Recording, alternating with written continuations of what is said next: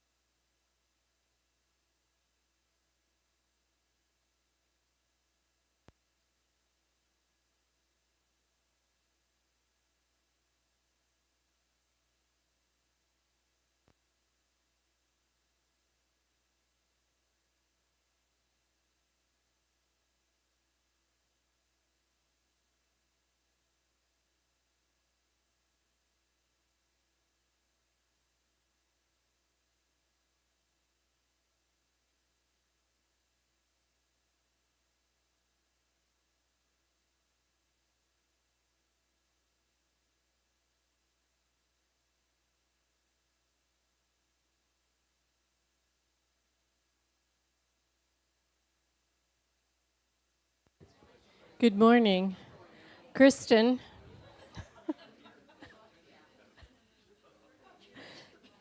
This is where I say Kristen was going to begin at 9:40. Good morning, Hope Church.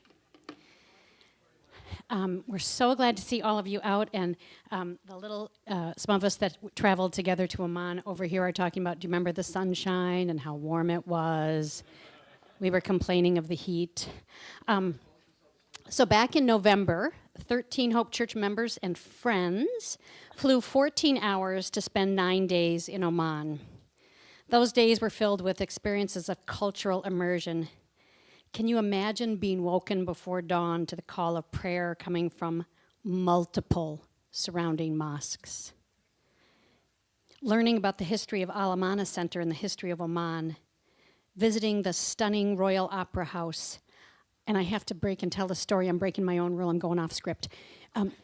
They had Disney on Ice perform at the Royal Opera House, and it was so cold for the patrons that they had to run to IKEA to get blankets for everyone.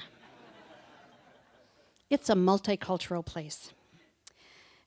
We also visited the oddly familiar Mall of Oman, and that has an oddly unfamiliar Snow Oman, complete with ice skating and sledding. We spent the morning at the Sultan Al Qaboos Grand Mosque and later participating in scriptural reasoning. We ate well and maybe too much. I at least had one pair of pants I could not wear at the end of the trip. We laughed much. We explored the neighborhood, spoke with Muslim friends of the Amana Centre, and now we'd like to share a little bit of what we learned and experienced with you. So, Kathy. And we're going to keep the mic live in between us. So if it gets weird technically, stay with us. Good morning. I'm Kathy Skoontanis. I'm one of the friends of the trip. Before we left, and since we've been back, many people have asked me why Oman. And my mom, Mary Kay, I think is getting to that later. But followed by that question, why Oman, was where is Oman? And these slides are going on a loop, so you'll be able to see where Oman is. The short answer to that question, why Oman, is that the RCA, the Reformed Church in America, has had a medical mission in Oman since the late 1890s, when Samuel Zwemer and the Canteens, apparently these are names that if you are long-term RCA members, you know them. Sadly, I did not, even though I'm born and raised. Anyway, I digress. They established the Christian Medical Mission, later called the Arabian Mission Hospital. In addition, from 1896 to 1987, there was the Al Amana School serving Omani children. The school started when Peter Zwemer, Samuel's brother, signed a bond for 18 boys under the age of 12 who had been rescued from slave ships. In the early 1970s, when Sultan Qaboos came to power and oil was discovered, a new relationship between the government and the RCA was established, with American mission personnel working as part of the government. These were medical missionaries.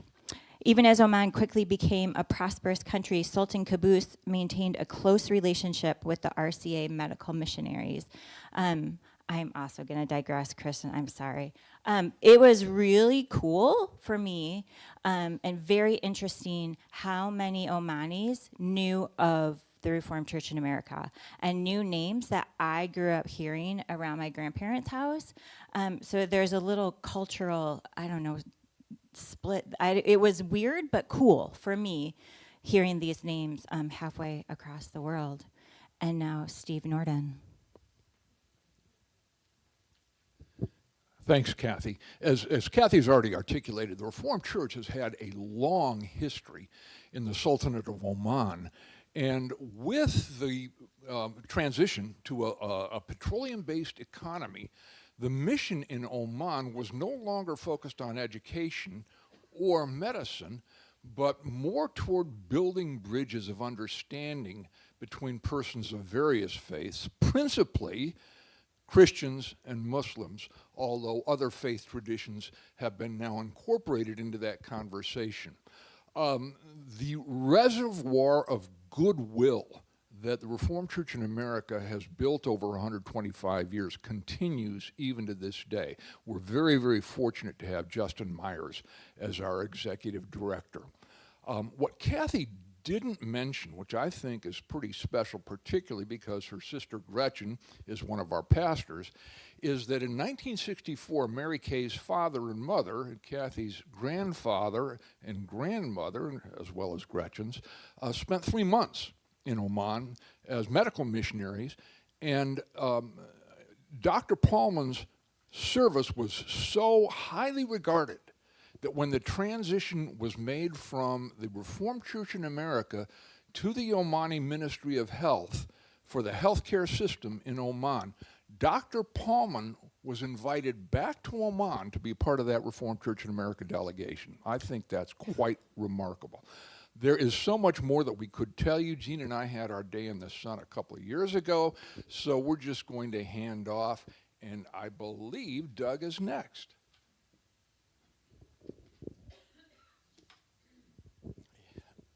I'm basically addressing the cultural things that impressed me.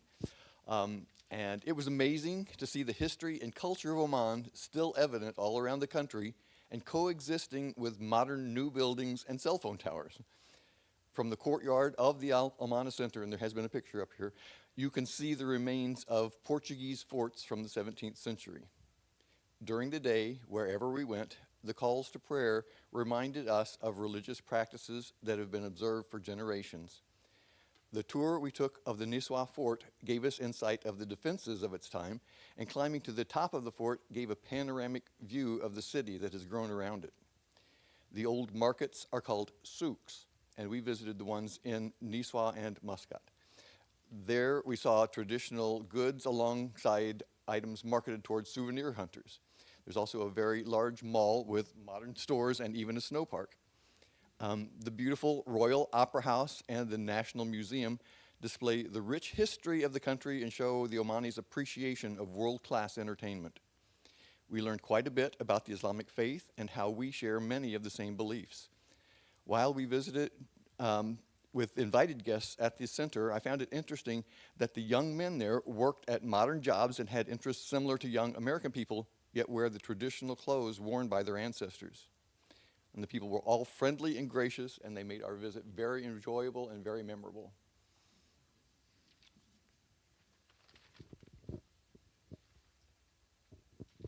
Thank you. Well, I'm going to say something about water. Growing up in the Netherlands, a country that has continued concern about water, we usually have too much. It is of interest to me. So you come to Oman and very soon you realize that they don't have enough. I mean, it is a dry desert type of a country.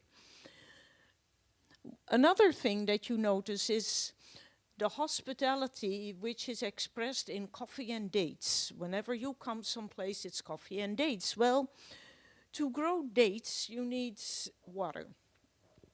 So we visited the National Museum, and there was a very interesting exhibit about water. Oman has two water systems, one the traditional one, and two big desalination plants, particularly in Muscat and around that area. The traditional system started a very long time ago, more than 1,000 years. It is named Falai, and the plural is Aflai, irrigation. What happens is the communities develop these systems by accessing even an aquifer or a well, a spring more, sorry, not a well, a spring. And then they develop a canal system to really very carefully manage this water and divide it. It is divided among all the community members to grow their crops. And as a community, they maintain these canals and watch over the purity of that water. They have water monitors that are really in charge of that whole process. There are about 3,000 of these systems in Oman. Some of them are quite small, some of them are quite a bit larger, and 5 are designated as World Heritage Sites by the UNESCO. To me, it was a very good example how essential resources can be managed locally in a community way so that everybody can flourish, which was something that we did see. There was far more community spirit in Oman, and I think this was a reflection of that.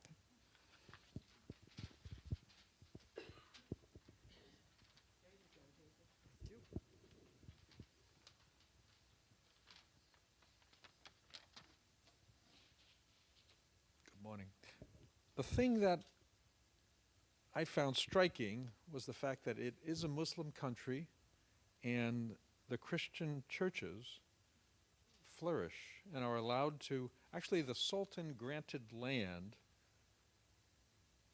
for use. Anyway, when I got home, I did a little more research, and so I learned that the Ministry of Endowment and Religious Affairs oversees all religious groups and activities, including the Amana Centre.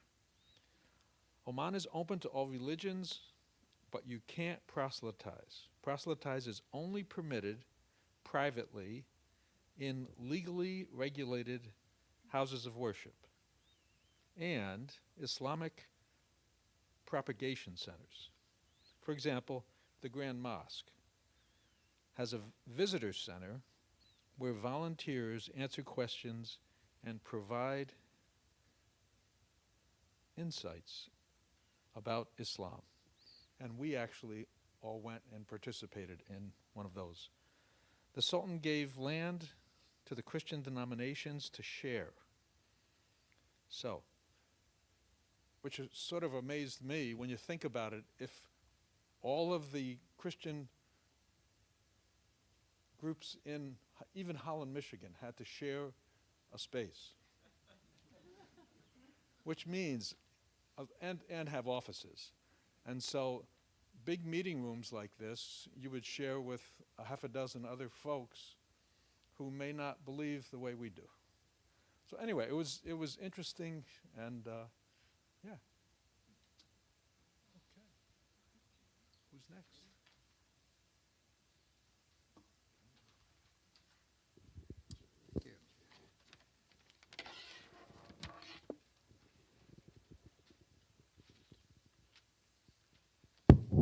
At Amana Centre, we had 2 sessions of scriptural reading, or scriptural reasoning.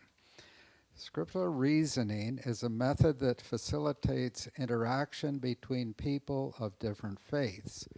not with an aim to convert each other, but simply to promote mutual understanding. This is how it works. A passage from the Quran is printed in Arabic in one column with an English translation beside it. Next to these columns, a similar passage from the Bible is printed in Greek or Hebrew with its English translation beside it. Someone reads the Quran passage in Arabic and then the English translation. And the participants then talk about what they observe about the passage. After a while, they move on to the biblical passage in the same manner. The point is not to argue which passage is better, but rather just to share insights from both passages. That's it. The result, in my very brief experience, had 2 sessions of this. The result in my experience is an increased understanding of the people of the other faith and likely a deepened understanding of the texts in question. On the surface, it's a very simple exercise, but one with great positive potential. For example, we experienced scriptural reasoning with parallel stories about the call of Moses. My wife said, "Moses is in the Quran?" And I said, "Yes, so is Jesus and Mary and many other Christian patriarchs." You're familiar with the Exodus story of the burning bush in chapters 3 and 4. I'll read a very short passage from the Quran, Surah 20. God said, "What is that in your right hand, O Moses?" He said, "It is my rod. On it I lean, with it I beat down fodder for my flocks."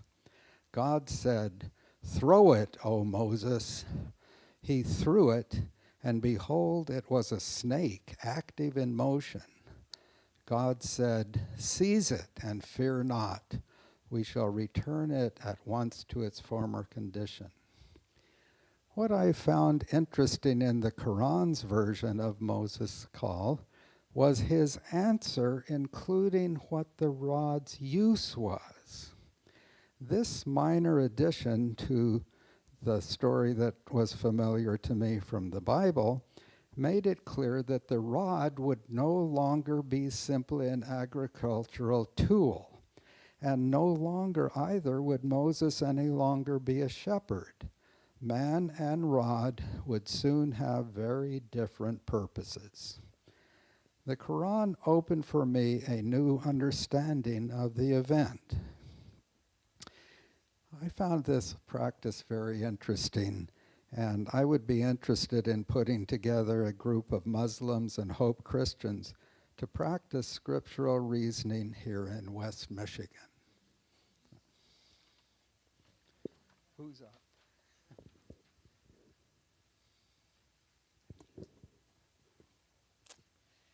My name is Joellen, and the Oman experience was incredible. We were busy from morning to night at the mosque, in the desert, and restaurants, and with friends, and at the Amana Centre. But one of the most memorable events for me during our time there was a picnic that was arranged so our group could meet with a group of Muslim men and women who had visited Hope Church and Hope College a few years ago. Some of you may have had the opportunity to meet with them. This is the first time I had ever had a conversation with any Muslim. And the connection I found and the shared values demonstrated to me that we have far more things alike than we have differences. The women in our group sat together with 3 Muslim women outside the Amana Centre in that lawn you see in the pictures. And they were dressed in beautiful hijabs. And they told us about their dress and how they go to tailors. They all have tailors. You don't buy hijabs off the rack. You go to tailors and you pick your material and have them made. And these women had shoes that matched, and jewelry, and purses that matched, and they were beautiful. And it was just so fun talking with them and learning about them.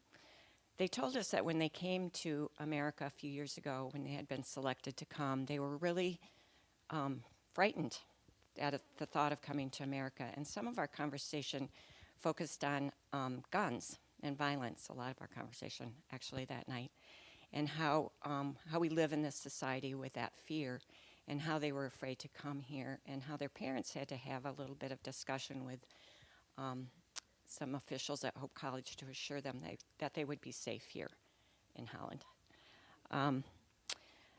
We had many questions for them. We learned about their hijabs and how they have them tailor-made. We talked about women's rights and their work. Two of them were translators in the Department of Ministry, the Ministry of Defense, and about how family is so important to the Omanis.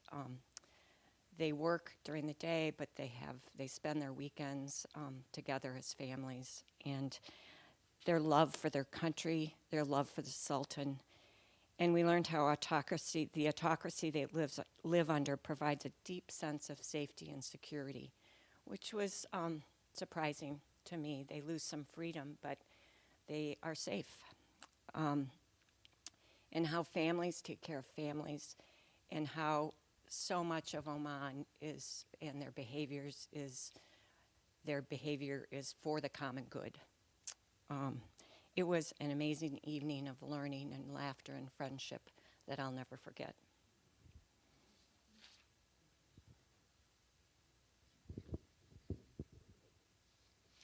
Hi, I'm Mark, and I have some reflections as well as observations.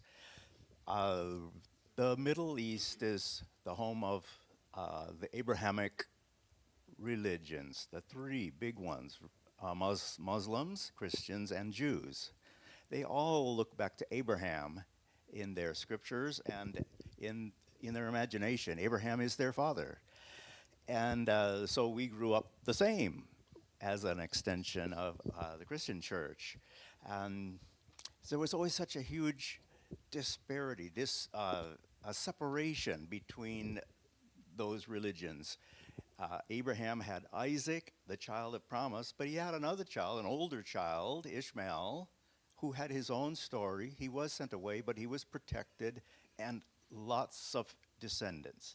Then the next generation down, there was Isaac, who had twins, Jacob and Esau. Jacob and Esau. You can't be closer related. And yet Esau had a huge family developed from him, but it's not our story. It's not written down. The other son of promise, Jacob, had the 12 sons who went off to Egypt, and the whole of the Old Testament comes out of that. But what about that other story? I always wondered about that. And it seems like a mantra. God gave us a mantra at that time. Come out from among them and be ye separate. As in the King James, it would have been. Okay, that's good for us, but this trip helped me imagine from the other side, the other part of the family, how did they feel about that separation? So I think that's one of the things that I gained, a bigger perspective on God's love and concern. I had met Muslims in Nigeria and in other countries in Africa, but hadn't really known them personally. And on this trip, we were encouraged to ask personal questions several times that was set up for us that way. What was it like in your families? What's the role of men and women? How do you feel about Jesus? And this was kind of an embarrassing question, but we asked, what about these 9/11 people, these Muslims who came and attacked our country? I felt bad about that question, but somebody had to ask it.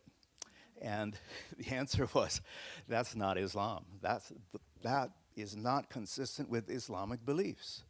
And we wouldn't really want others to judge us by one bad criminal or one bad president. It's, sorry. So they said, no, in Oman, we're open, we're tolerant. We're not like that. You know, we're not quarrelsome, we're not violent. It's those people in the Middle East. They're our brothers, but we don't quite get along with them because we're away in the Gulf states. They didn't claim to be Middle Eastern people. They were Gulf state people, open and tolerant, and that's actually how we found them to be. In these interactions we've heard about at the mosque itself, we were talking to people there, but also in restaurants, in everyone we reacted with. In the museums, there was only respect and very gracious to us in every way. So I looked at Psalm 25, you know, David says, "In you, Lord my God, I put my trust. No one who hopes in you will ever be put to shame." And that seemed to really fit the people that we met there. They trusted God, they put their hope in God. Their life from day to day, every day, was around prayer. 5 calls to communal prayer every day. They're always thinking about how to please God. And it's a communal kind of thing. So that was wonderful to see. So I think this interfaith dialogue leading to understanding, there's no proselytization, but there's a hope for understanding. And I think it's just the right approach now for the RCA in Oman.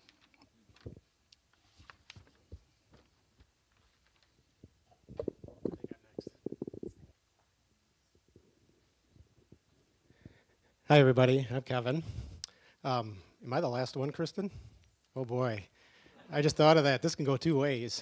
When you're the last one, either all my travelers ahead of me took too much time and there wouldn't be time for me to speak, which might be okay, or I get you for the rest of the time and you just have to listen to me. We were asked to come up this morning and just reflect on something that was meaningful to us during our trip to Oman. And the first thing that really popped into my mind was all the walking I did. I know that might not sound too deep, but that's the first thing that came into my mind. And that's what I want to share with you just for a couple of minutes. Every morning, I would wake up about at sunrise, maybe a little before. We always had this call to prayer echoing through the community, which Kristen said. And it was loud, all these different mosques with their versions of the call to prayer, this cacophony of sound. It was really quite remarkable. But to actually get out of bed and go outside and listen to that as the sun is rising is pretty remarkable too. And then after a short breakfast, I would just take a walk through the city.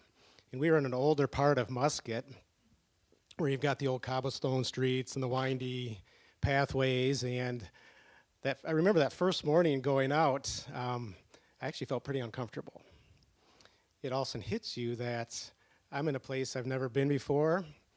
I'm in a place that doesn't look like Michigan at all. The architecture is very different. All the signs are in Arabic. Nobody looks like me. Nobody dresses like me. I'm really standing out here. And you can't help, or I couldn't help but feeling a little uncomfortable with that. And I don't know if I've been in that space too many times in my life, right? But you forge ahead and you start walking through the city, hoping you don't get lost and you can find your way back to the Amana Centre.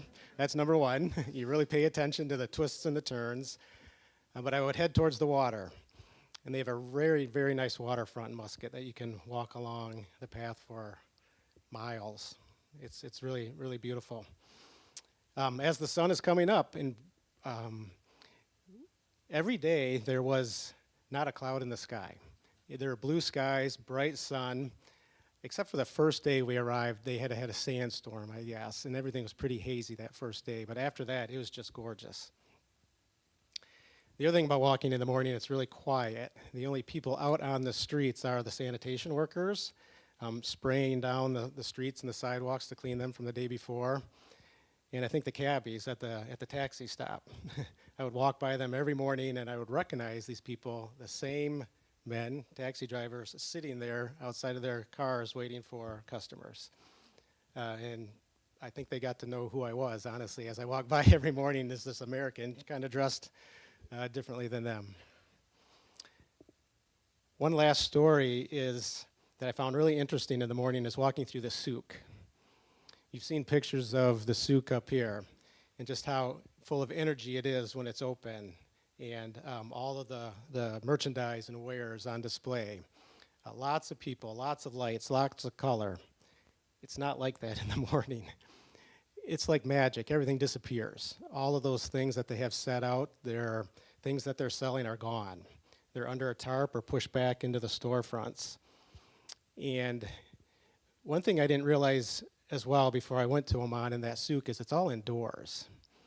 And it's like a maze. They're just narrow pathways that are all under one roof. It goes on and on and on forever. And so when you walk in there in the morning and you're the only one other than the 100 alley cats that are roaming around, it's another, am I going to get lost in this place and not find my way out? And there is nobody in there. And all the sidewalks are wet from the sanitation workers who have cleaned the place. It's kind of eerie. But you finally make your way out and into the sunlight. And maybe there's a metaphor into that as well. But that's one of my biggest memories is just the walking. I didn't always walk by myself in the morning. I had companions who would join me. And some of the best conversations we had while I was there was just talking with people as we walked in the morning.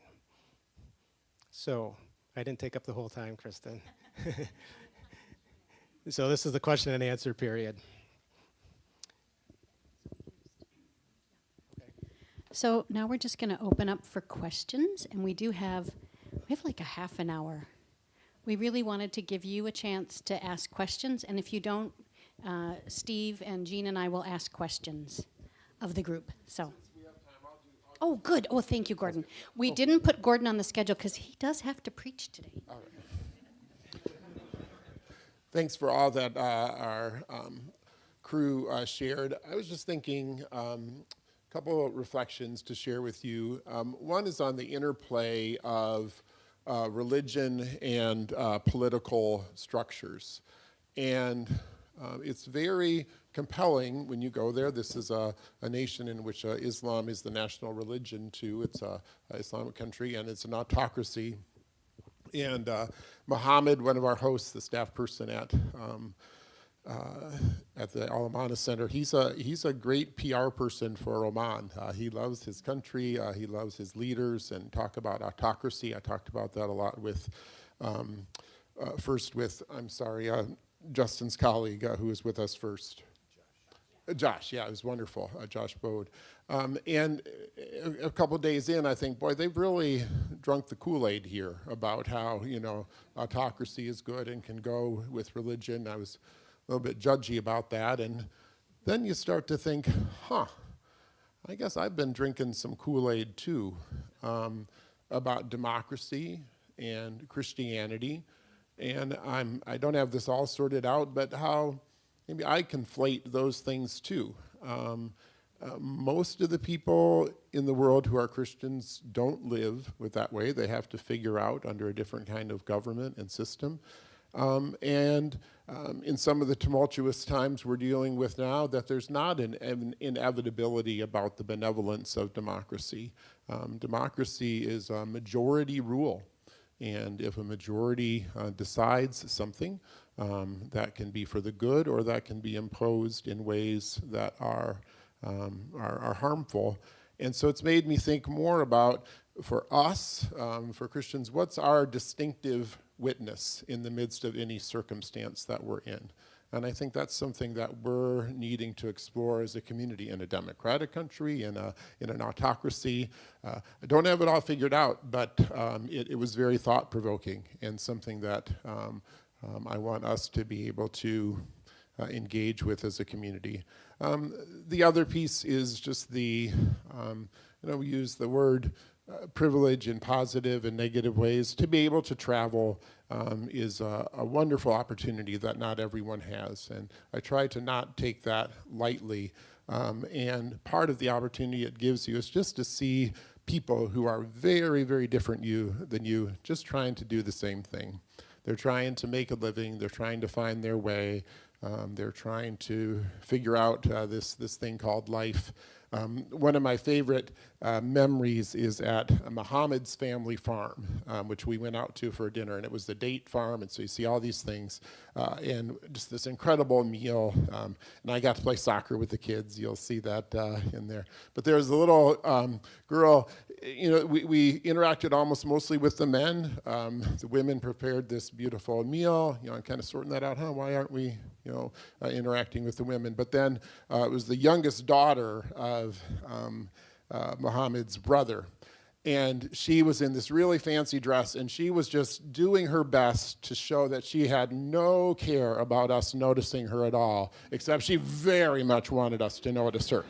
And doing some somersaults and doing some things, and just out in the distance, like she didn't care about these visitors, but boy, she sure wanted us to see her and her fancy dress. I just love that. I mean, that's just a little girl, and the dad was so affectionate and proud of her, and with her sons too. So there is a opportunity to not see travel just as something I can do and others not, but in the midst of that to really see the humanity of others, and then open your eyes to see that more when you come home too, that's what mostly people are trying to figure out. Thanks. Last thing I'm going to say is a little teaching thing. Maybe one of the gifts we can give in interfaith dialogue, sometimes there's a Christian trope that Allah, should we say Allah or Allah? What's the best place to put Allah or Allah, against Islam, that Muslims worship a different God. They worship Allah.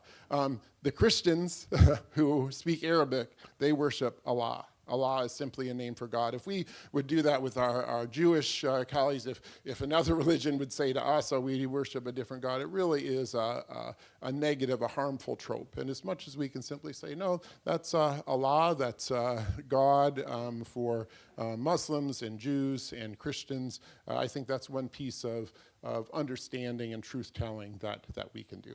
So that's what I wanted to share. Thank you. Who's who do I take that from? Here you go. So we'll just take questions, and then we'll just be ready, because I'm just going to hand the mic off to whoever flips their hand up in the front here, too, to answer. Hi, Kathy. Yeah, John. My question has to, I'm familiar somewhat with Shia and Sunni, and how different forms of Islam contribute or become nationalized around certain nations. What is it about Oman and how Islam developed there that helps them be so kind of tolerant and open? I'm handing this now to the Right Reverend Norton. That's a little dubious. John, I am far from an expert on Islam. I would not claim that for a moment, but what we understood about Oman is that while there certainly are Shia and Sunni present, the dominant expression, I'll use that word, of Islam in Oman is ibadi. And that really informs their whole approach to life. It is a very, very peace-loving approach to life and faith, and we certainly experienced that there. So that's really all I'm comfortable about saying.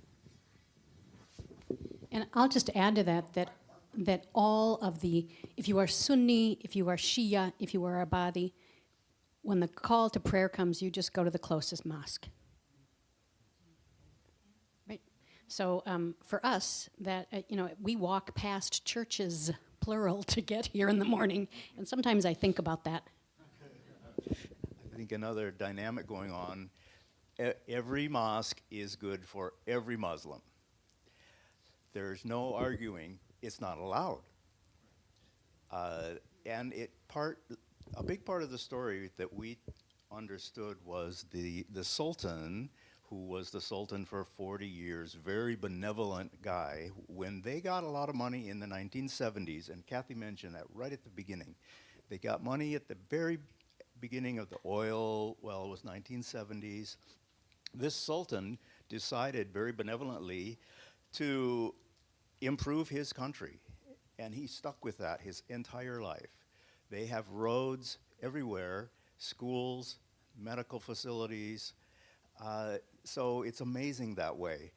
And one of the things is no proselytizing, no arguing, even among Muslims. Sunni, Shia, Ibadi, get along. It's the common, very strong cultural understanding, probably the law, I don't know. People don't disagree with the Sultan. It's not allowed. So the other dynamic, when you go to build so many roads and high buildings, and those workers, sanitation workers who cleaned in the market, they're not Omani people who build those things. Omanis didn't know how. They were in, very old history. I don't know if the Bronze Age still, but they didn't know how to build. So they had to take in European countries, lots of Indian workers, Pakistani workers. They say those foreign workers add up now to more than 30% of the population, maybe 40%. There's millions and millions of them.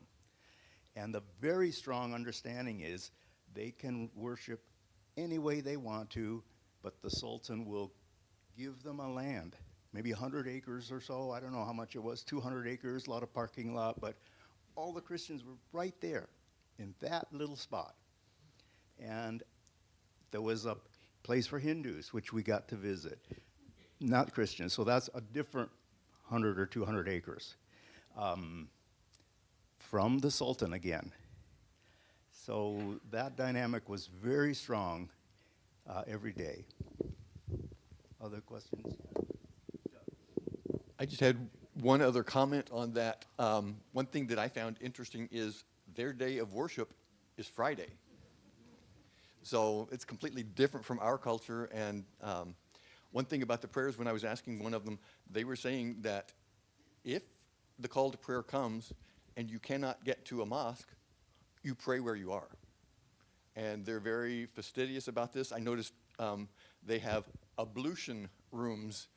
They always wash their feet before they go into a mosque. It's that sacred.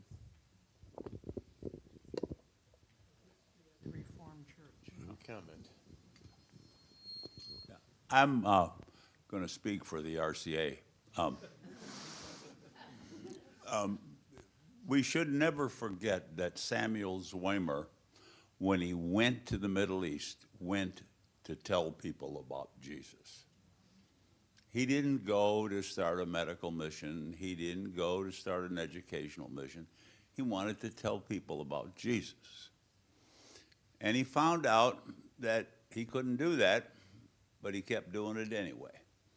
And what they did is the RCA started schools, started mission hospitals. It had a bunch of them. It was only the stubbornness of the Dutch RCA that effectively populated the entire Middle East from Basra up in Iraq all the way down to Oman with mission stations, hospitals, and schools. So much impact that in Bahrain, they just built a brand new hospital, paid for by the Bahrain government using what almost every country in the Middle East has, which is lots of oil. Oil is like it does in Texas. It's spread out, and almost every country has it, and they have all the money they need in Bahrain. So they built a new hospital, and then they had to pick a name. And the RCA, which owned the old hospital, said, why don't we call it Bahrain Hospital? And they said, oh no, this is the American Mission Hospital. It's the RCA Mission Hospital in Bahrain, and we want you to organize a board and run this hospital. We'll just pay all the money. And all of these mission stations have essentially closed except Oman. And that's why Oman is so special, because Oman is essentially the only place in the entire Middle East where there is a Christian program interfacing with Islam to try and bridge understanding between the two.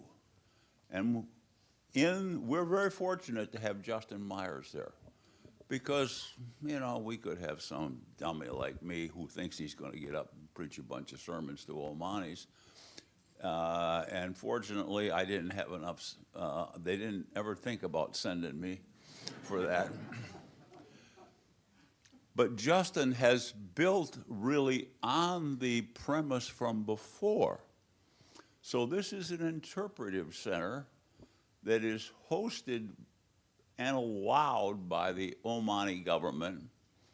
And they sometimes have helped with some financing and given us things that they probably wouldn't have given if it wasn't this place that has this 135-year history of ministry to them.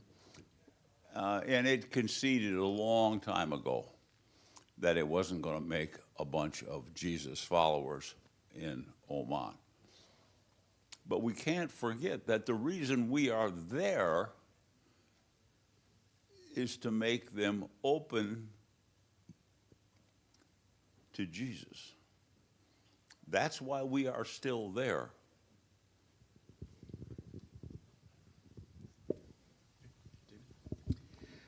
So this has been so interesting this morning. I'm so glad I came. And George's comments really kind of inform my question, which is about the Amana Centre and its purpose and effectiveness today. It's no longer a medical mission. Hope Church, in a modest way, and some of us have given support, but it's very hard to assess whether it's being there makes any difference at all in the world when we're sitting here thousands of miles away. So I'd welcome any comments on that. I just have kind of a less serious. Oh, I'm sorry. I just wanted to respond to David's comment, just very, very briefly. David, 2 years ago when Gene and I did our presentation, you asked what I thought was an entirely relevant question. What difference does it make? And I've ruminated on that for the better part of a year and a half. Not 24/7, 365, but I've thought about that. My only response to that is it made a difference in my life. Was I an Islamophobic? No. But I certainly didn't have the level of appreciation I had for Islam that I do now. Let me just give a shameless plug. Hope College in a couple of weeks, I believe, and we can get that information out, will be hosting Ahmed al-Makahini, I believe that's how we pronounce his name. He's an Islamic scholar, and he spent an evening with us at the Amana Centre and literally invited any question that we wanted to ask.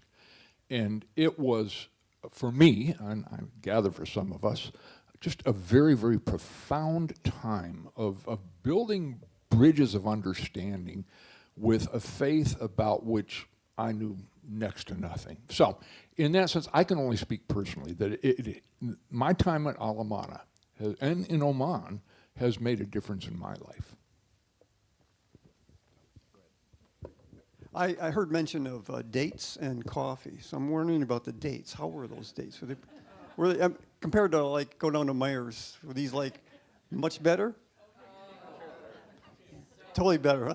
What about the? Did they drink tea at all? Mostly coffee. They call it coffee. So was it like Turkish coffee? Turkish or? Well, what was it? Was it concentrated, sweet? What was it? No. Is that on? Yeah. Dark. I didn't have the coffee, but I certainly had the dates. Dates are ubiquitous. They're every place. And in the souk at Nizra, some of us went to the date merchant, and there was a whole wall of date bins of different kinds, different flavorings, and so on. It's a major, and has been, I think, as I understand it, for centuries, a major product of Oman. So if you ever want a date, Oman's your place. Right? So they were certainly much fresher. And we got the idea there's so many types, like in Michigan for apples, selling apples. It's not just an apple. You have to know a lot more about which kind you want. But the coffee, I tasted coffee at every opportunity. It was a major part of their hospitality, and it was, to me, weak and spicy with unexpected spices, like, what were they, cardamom, which doesn't go with coffee to me. But but Dave here made coffee for us every morning. In the center, we made our own breakfast. We got our coffee fix, and the other couldn't be called coffee to us. And Steve had a question here. Well, I'm actually going to speak to the dates. It is such a part of culture that as Omanis have moved to the cities, the streets, there's hospitality, right? As Omanis have moved into urban settings, the streets are lined with date palms, and you can rent a tree for the season. And so even though you're living in an urban setting, you can still have your own dates that are grown there, and then you go out to your tree and harvest them. And that's quite an event, and we won't go into that. But talk to me during coffee later. Thank you. A fascinating talk. Thank you to everybody. I was really intrigued by the kind of the cultural and political government system differences that we have, and it seems that we could learn a lot when it comes to cooperation and collaboration compared to maybe how we do things here sometimes in the U.S. How much of their values around that collaboration and tolerance do you think has to do with just that's their culture, and that always has been their culture, and how much is because they have a sultan for 40 years who he is imposing that as an authoritarian on the culture? So maybe, what was it like before this sultan? And I don't know if you can tease that out, but I'm curious about that. I'm not sure I'm going to actually answer your question, but here's what I've been thinking about as I've been listening to this again. The thing that struck me the most was the focus on the common good. And I think that is a difference you can see, like we keep saying the word autocratic or autocracy, which we're experiencing here. I think the biggest difference is in Oman, for me, my experience, the biggest difference was they were so focused on the common good, what's right for everybody. And we don't have that here today. I don't know if we did at one time. We certainly don't today. Here's another thing, though, that I keep thinking about, because I am getting old enough and cynical enough that I kept kind of looking for what's the flip side of this beautiful, wonderful place, right? Like I don't know, been an American for too long. They don't take refugees. That was one of the questions I asked, because my brother-in-law is Palestinian. And so my question for someone was, okay, you're a Muslim country. There are Muslims very nearby who are refugees, who don't have a home. Well, no, they don't take refugees, even other Muslim refugees. So that was so it's wonderful and it's beautiful, but they don't take refugees, right? So there's a common good, but it's almost a common good if you're Omani. And yes, having a benevolent sultan is really amazing. But now they have a new sultan, right? And so there's a little bit of a holding your breath to see what this new sultan is going to be like. Okay. Yeah, Barbara.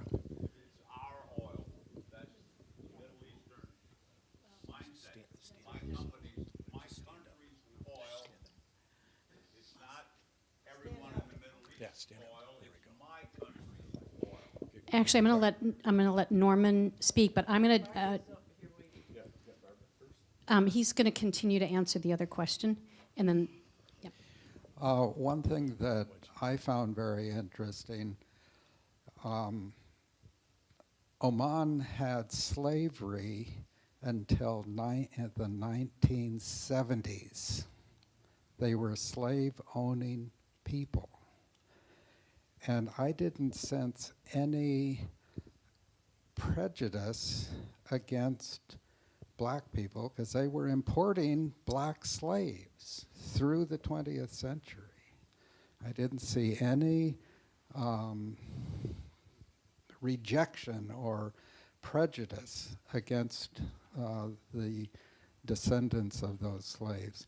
I think that's very admirable. Oh, thank you. I was thinking about what George said, and I thought I heard speak truth to power, which was the mission, and we did the medical, we did the educational. Now they have all the money, and my concern is, what is the mission now?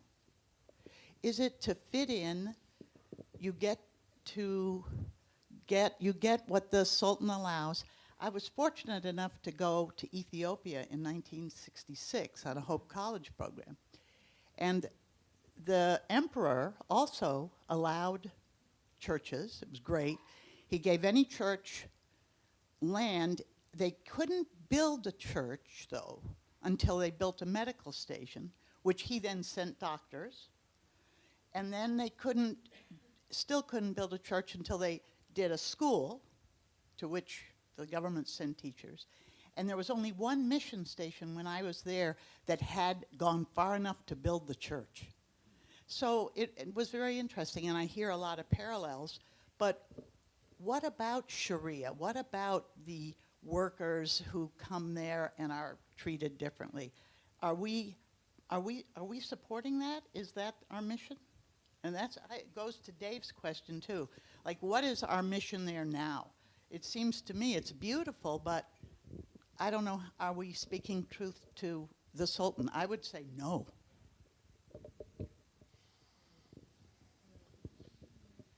Here we go. Hi, I'm Mary Kay. Thank you for being here this morning. I came away with a feeling that the Reformed Church had quite an influence on the Sultan Qaboos. I know he was in dialogue with them. My parents met him. And I don't have any proof of that, but I just feel like the Reformed Church influenced him and what he determined to provide for his people.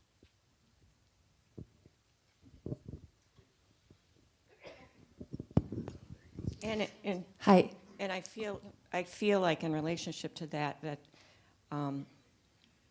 Sultan has a really close relationship with Justin Myers, as far as I can understand. And any questions related to the Christian church or how Christians are behaving in the country is given to Justin to help figure out. So the fact that he has such a close relationship with the Sultan, I think is very powerful for the Christian churches. Emily Christensen, by no means an expert, but I was part of the Samuel Zwemer Club at Hope College back in the day, so I do know about Samuel Zwemer. There's a legacy conference still going on in his name that I've been a part of, and for my master's in Middle Eastern Studies, I did study the missionary movement in the Middle East, so I know a little bit. But to the question that you put up, what if the mission is relationship? And you spoke to this a little bit, Mary Kay. And that is that Jesus' mission, right, was to get people to understand Christ, right, that reconciliation piece, and to provide salvation. But it was all done through relationship. Samuel Zwemer's mission was to preach in the beginning. He went over with, I have the knowledge of salvation and I will provide it to you. But he learned pretty quickly about relationship there. Part of that was through that hospitality, the dates and coffee. And so I just have seen my understanding of mission has really changed over the years from when Peter and I had talked about moving to the Middle East and being missionaries to that more relationship-based, respect and understanding. And that takes a really long time. And I think it's really valuable. So I'm thankful that the Reformed Church is doing this this sort of mission. That's all.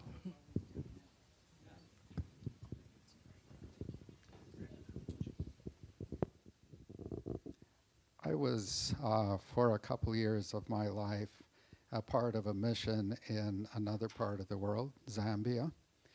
And the Brethren in Christ, the church I grew up in, had been in Zambia and Rhodesia for, well, since the turn of the century. I heard a missionary say, "The Africans have no sense of guilt. We have to install a sense of guilt so we can save them."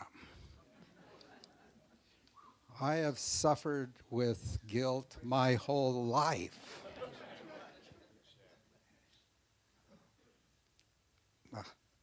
I can't say more.